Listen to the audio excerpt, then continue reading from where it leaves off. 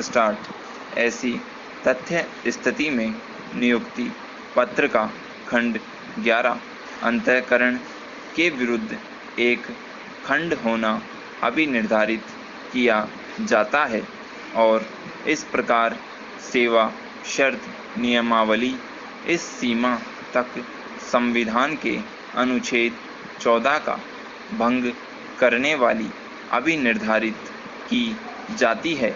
नियोजन की संविदा भी इस विस्तार तक शून्य होना अभी निर्धारित की जाती है।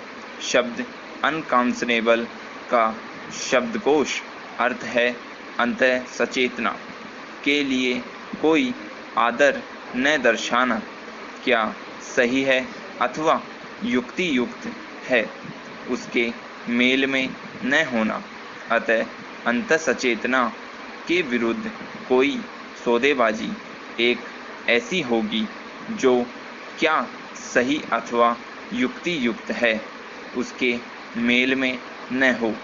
विधान ने भी अनेक मामलों में संविदा के एक पक्षकार को दूसरे पक्षकार से समयंक अथवा अनुचित फायदा लेने को रोकने के लिए हस्तक्षेप किया है।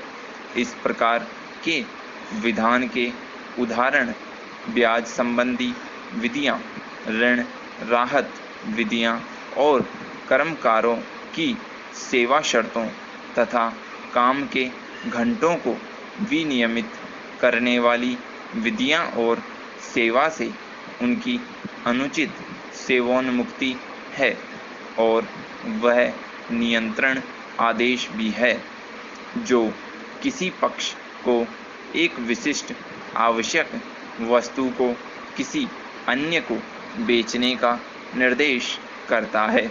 अतः हम उक्त अपील में कोई बल नहीं पाते, वह तदनुसार खारिज की जाती है।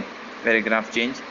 जैसा कि हमने पहले ही उल्लेख किया है, वर्तमान अपील CA संख्या के प्रति उत्तरदाता की मृत्यु होने और उसके विधिक वारिसों को प्रतिस्थापित नहीं किए जाने के कारण उसके विरुद्ध उपशमन हो गया है। हम यह स्पष्ट करना चाहेंगे कि उसके विधिक वारिस इस निर्णय के फायदों का लाभ ले सकते हैं। इस सीमा तक कि प्रति उत्तरदाता की सेवा समाप्ति की तिथि से उसकी अधिवर्षिता की तिथि तक उसे देय मजदूरी के बकायों का 60% प्राप्त करने के लिए प्रति उत्तरदाता हकदार था। यह फायदा वेतन के सामयिक पुनरीक्षण के आधार पर संगणित किया जाएगा और अन्य सेवांत संबंधी फायदे जो 3 मास के भीतर मृतक कर्मचारी के विधिक प्रतिनिधियों को संदाय किया जाएगा। यदि यह 3 मास के भीतर नहीं दिया जाता तब 9% की दर से ब्याज प्रोद्भूत होगा। इसके अतिरिक्त वे वैधानिक फायदों जैसे उपदान, भविष्य निधि और पेंशन यदि कोई है के लिए भी हकदार होंगे। उपरोक्त अपील का निपटारा सिविल अपील संख्या 419 व 426 वर्ष 2004 में निर्णय के निबंधनों में हो जाता है।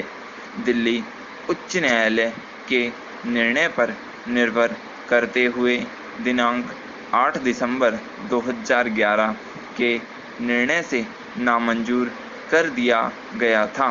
विद्वान एकल न्यायाधीश ने यह संप्रेक्षण करते हुए कि लोकहित के अध्यारोहण को अंतःग्रस्त करने वाले वादों के सिवाय किसी अधिकारी के ACR को स्वयं उस अधिकारी से भिन्न किसी भी व्यक्ति को प्रकट नहीं किया जा सकता है।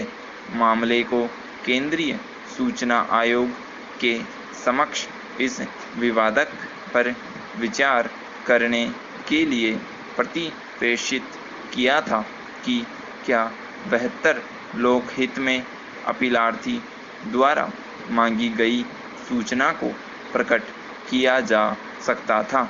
स्टॉप।